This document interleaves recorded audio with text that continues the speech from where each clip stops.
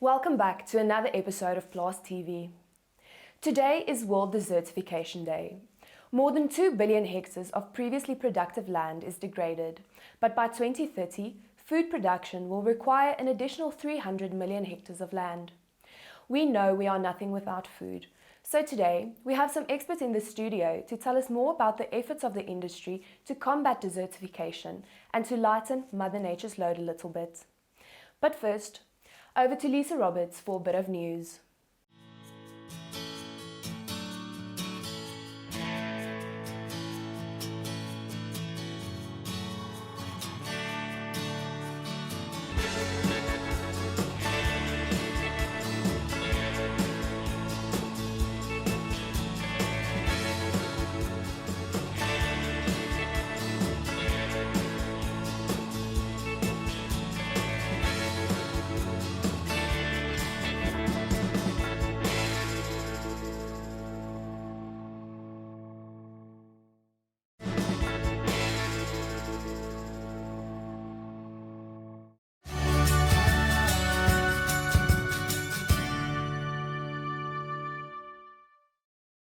Goeiemôre. Die Nasionale Dierebeskermingsvereniging het aansoek gedoen om 'n dringende interdik om die uitvoer van lewende hawe per see van Suid-Afrika na die Midde-Ooste te verhoed. Volgens die rooi vleisbedryfsforum kan hierdie aansoek 'n direkte bedreiging vir die rooi vleisbedryf wees. Die forum het veral klem gelê op die belangrikheid van 'n gesondheidssertifikaat om die veiligheid van diere en diereprodukte te verseker. Pumelani Rachitanga is onlangs as die hoofuitvoerende beampte van Vrugte Suid-Afrika aangestel. Dit volg op haar aanstelling as waarnemende hoof op 1 April. Haar loopbaan in die landbousektor strek oor 18 jaar. Sy het onder andere vir die Suider-Afrikaanse Konfederasie vir Landbouunies, die Departement van Landbou en die Beheerraad vir die uitvoer van bederfbare produkte gewerk. Die bestuur van die Swartland skou het onlangs in 'n persverklaring bekend gemaak dat vanjaar se skou nie sal plaasvind nie. Vanjaar se skou sou die 87ste Swartland skou gewees het. Die datum vir die 2021 skou sal 1 tot 4 September wees. En dan het Beyers Trieter van die Pinotage Vereniging aangekondig dat vanjaar se Absa Top 10 Pinotage kompetisie steeds voortgaan. Dit sal die 24ste keer wees wat hierdie kompetisie aangebied word. Die beoordelings en prysuitdelingsdatums sal later bekend gemaak word. En dis dan vandag se nuus, maar bly ingeskakel. Simparica by Zuyetis, your best friend's best friend.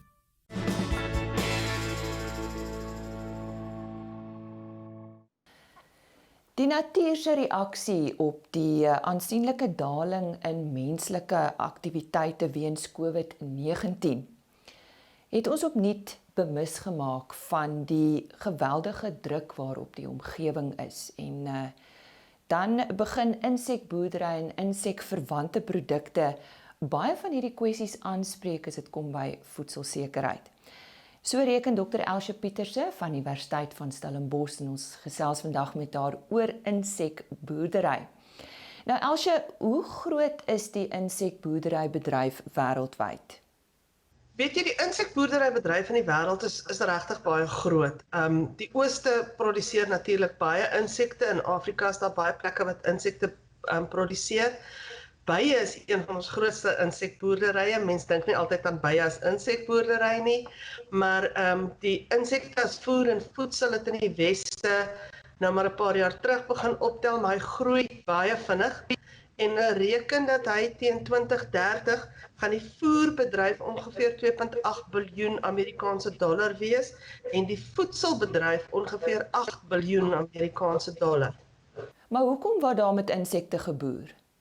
Insekte het die voordeel dat jy hulle kan stapel. So jou produksie per hektaar is baie hoër as enige ander proteïenbron. As jy vat, ons kan byvoorbeeld 7500 keer soveel proteïen per hektaar produseer met insekte as wat ons kan doen met soja. As ons met daai insekte boer op daai 1 hektaar, dan sal ons 500 ton water produseer, waar soja ongeveer 500 ton water gaan gebruik. Ons insekte kry ook ons nutriënte baie vinnig terug in die omgewing in.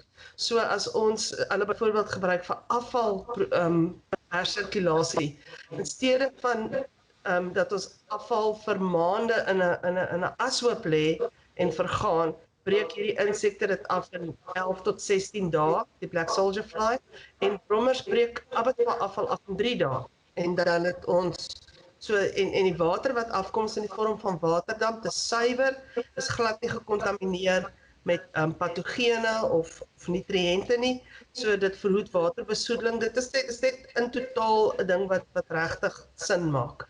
Wat kan insekboerdery vir die omgewing beteken?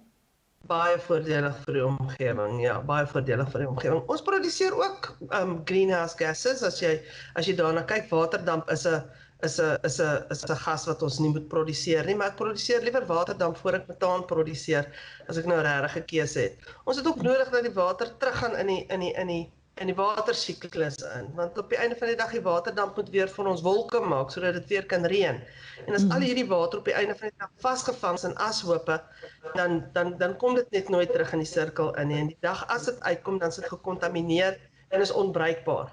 So die waterdamp, dink ek op die einde van die dag is eerder vir ons voordelig as nadelig. Dr. Michiel Woods het 'n bestaande ensiemgebaseerde hidroliese proses aangepas om venstervlieglarwes in proteïene, vet en ketien op te breek. Dit is 'n baie interessante onderwerp. Gesels bietjie met ons daaroor. Kyk, ons westerlinge is baie ver van vat 'n gogga en eet hom soos hy is. So Michael het met sy PhD het hy gekyk na hierdie proses. En dis 'n proses soos wat jy in jou spysverteringskanaal ensieme het wat goed afbreek. Net soos hierdie ensiem breek hy die gogga af, hy breek die insek af in sy 3 komponente. Insek bestaan effektief uit 3 komponente uit. So dis die ketien gedeelte wat sy exoskelet is, die vet gedeelte wat sy reserves is, en dan die proteïen gedeelte wat geassosieer is met die waterkomponent. So as jy klaar met daai ensiemproses is, dan is die insek letterlik in 'n proefbuis in 3 lae. Heel bo is die vet, in die middel is die proteïen in die water en heel onder is die ketien. So jy breek letterlik die insek af in sy 3 funksionele komponente. Dan kan jy nou die komponente skei en dan het jy daai produkte. So die water damp ons af van die proteïen af en dan het ons 'n proteïenpoeier. En watter navorsing beplan julle in hierdie verband? Ons het heel party navorsing wat uitrol nou.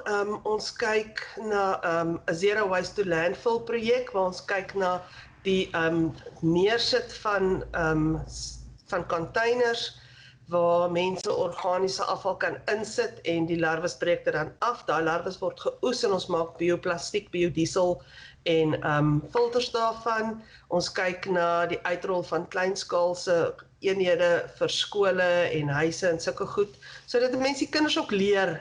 Jy weet dat mense jou gesondheid van jou omgewing begin by jou kinders. Hulle is ontvanklik en laat mense hulle leer. So ons het dit wat ons beplan. Ons kyk na die produksie van bioafbreekbare plastiek, die produksie van antimikrobiese peptides, soos 'n natuurlike antibiotika, want die insekte het die vermoë om antimikrobiese peptide te produseer in respons tot die teenwoordigheid van patogene.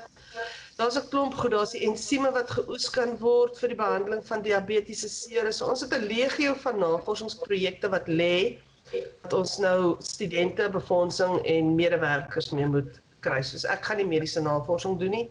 En die ingenieurskant is ook 'n bietjie bokant my firma plek, so ek bly aan die biologiese kant en dan met die ander ouens wat inkom en kom help. So daar's verskriklik baie projekte en baie potensiaal. En ons kyk na die ontwikkeling van voedselprodukte. Ons kyk na dit as 'n vleisvervanger. Ons het hamburger patties in Vienna al gemaak. Een van my vorige studente het melk en roomys daarvan gemaak. So daar's 'n legio van geleenthede wat 'n mens hiermee kan doen. So daar's baie potensiaal, baie projekte wat op hierdie stadium lê wat of in die proses is om gedoen te word of in navorsingsaansoeke ingedien is vir befondsing. En so sê Dr. Elsje Pieterse van Universiteit Stellenbosch en sy het vandag met ons gesels oor insekboerdery en die navorsing wat hulle doen.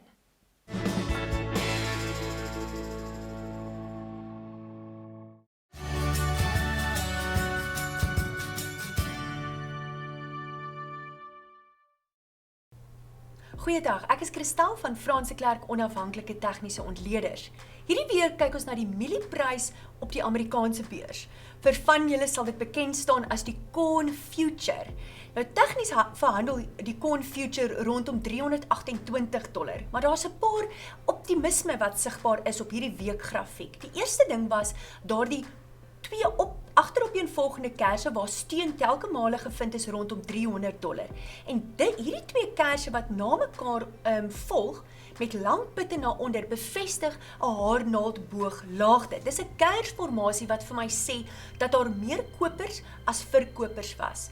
Die tweede indikasie is die feit dat hierdie 10 week bewegende gemiddeld in 'n steun verander het. Met ander woorde, die mielieprys verhandel bo daardie vlakke en dit wag rondom $322.63.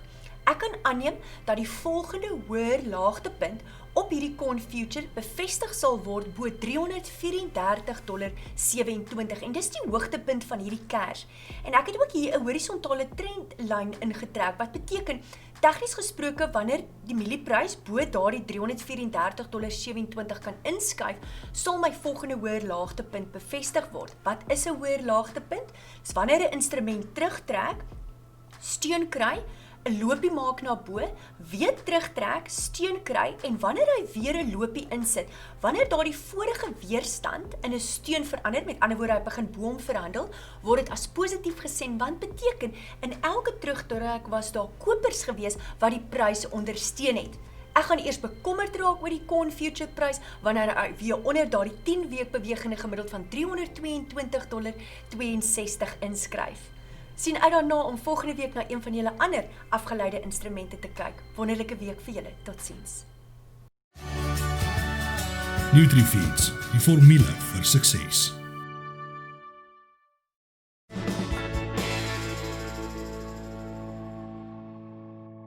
Desertification is the process whereby the environment reacts badly to drier conditions. There's two general causes. The one is natural causes, for example, in a drought, a long-term drought, where dry conditions lead to the vegetation dying back and sparse vegetation, but also it can be exacerbated by human activities, such as overgrazing or poor land use practices. So if one can stop it at source before it gets out of hand, then obviously it's much easier than trying to fix it afterwards. Climate change is something that's in many areas a bit uncertain as to what's going to happen, but it's more likely that increased climate variability is going to give a problem. So longer periods of drought, perhaps more intense rainfall at areas, all of which puts more pressure on the environment. Soils are the natural production resource for agriculture, whether it be for grazing, livestock, or whether it be for arable agriculture. Under most conditions, there's a layer of vegetation on top of the soil. The roots of that vegetation bind the soil together, and it's a stable system. If desertification comes in, which is basically a form of wind erosion, where the wind acts on bare soil, then we've got a problem. And it's that bare soil becoming exposed that's one of the main problematic effects of desertification. What we want to be able to do is to know which soils are more likely to be affected in which areas, and which soils are perhaps more stable and are not going to give you potentially so many problems. The Land Type Survey is our national soil survey of South Africa at 250,000 scale. Here we've got just some maps of areas in the Western Free State and Northern Cape, and you can see the land type mapping units here. So we know, for example, this is sandy soils. Here we've got clay soils, here we've got shallow soils, calcareous soils, and so on.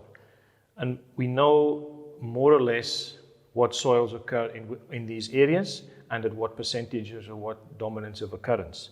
So that allows us to pinpoint perhaps sensitive areas or areas, for example, with sandy soils. If they become exposed, they can very easily blow away by wind action. We see this every year in the Free State, especially end of the winter time. If fields have been left bare, the wind action starts acting on those fields as they dry out through the winter, and a lot of that sand starts to be blown up into the atmosphere, and it can be blown a long way. So that's an example of the man-made effects of desertification. We know which soils are likely to be affected, so we can give advice to farmers, landowners about what's likely to be the problems in their areas. Okay, because we've got the land type information digitally saved in our database, we've got areas. All of these have got a specific area.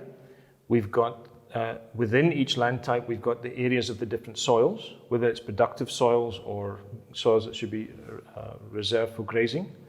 And that information can be connected to yields. How many hectares more or less do we have available? What are the average yields for specific crops or the carrying capacity for livestock in those areas?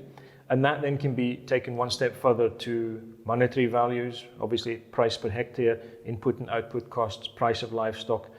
All of this is quantifiable because of the areas which we've digitized and established through the survey. And we can then look at scenario planning. What can happen in the future if this area dries out, or if this area becomes wetter and suddenly becomes more suitable for crops? How much of an area is going to be available?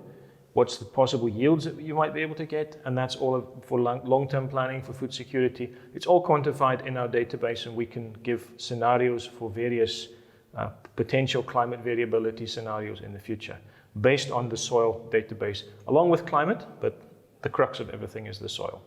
Under normal conditions, soils are fairly stable.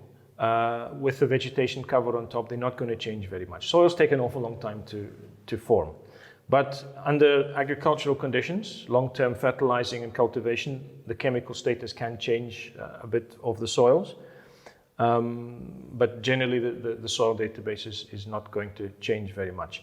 Climate is the variable which affects the soil. Drier climate, wetter climate, more intense climatic conditions, rainstorms or longer droughts, they affect the soil because the soil vegetation cover gets removed. And that's when we start to get the problems.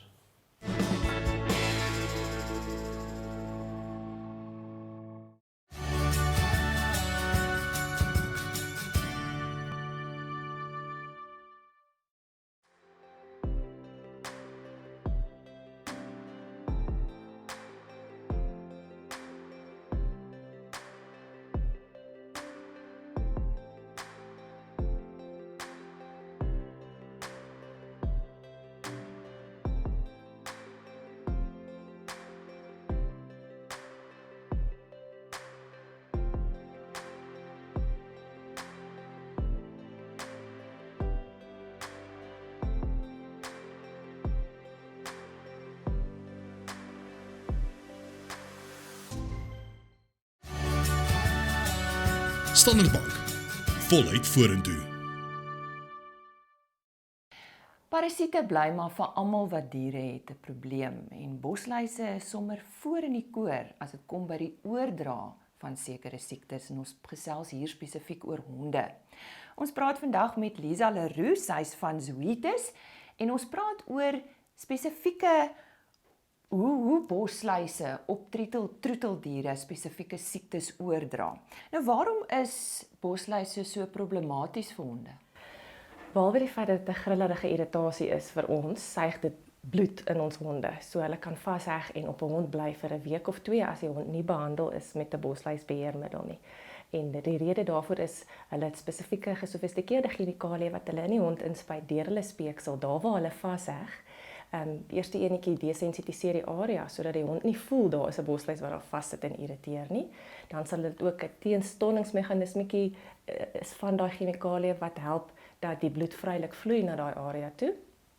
As ook chemikalieë wat keer dat die hond se verdedigingsmeganisme of sy inherente immuniteit optel dat daar's vreemde proteïene en dan witbloedselle na daai area stuur. So dit voorkom dit sodat daar net lekker rooi bloedselle vloei vir die bosluis om te suig.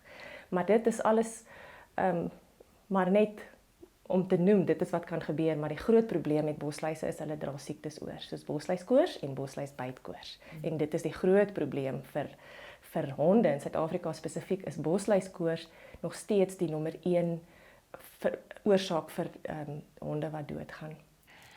Zoetis het 'n produk met die naam van Simparica bekend gestel om nou hierdie probleem aan te spreek. Nou wat is die aktiewe bestanddele daarin om hierdie probleem teen te werk?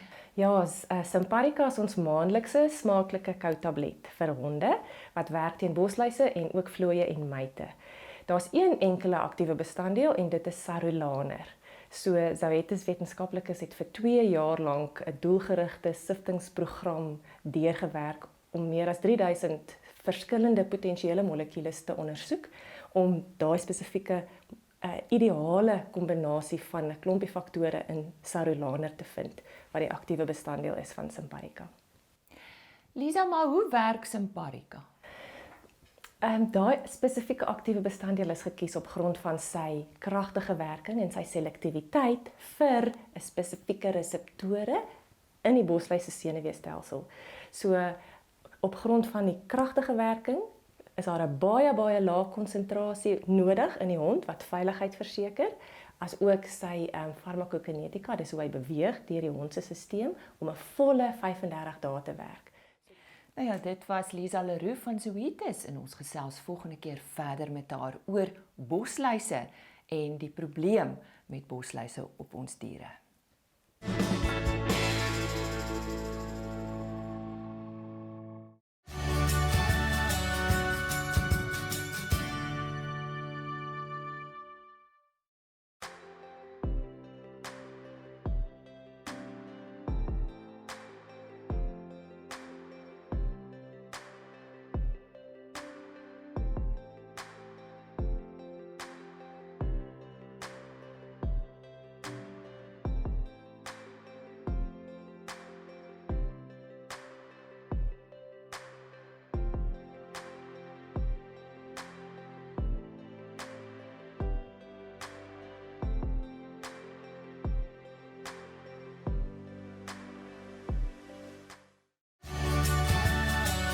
Allflex, Livestock Intelligence.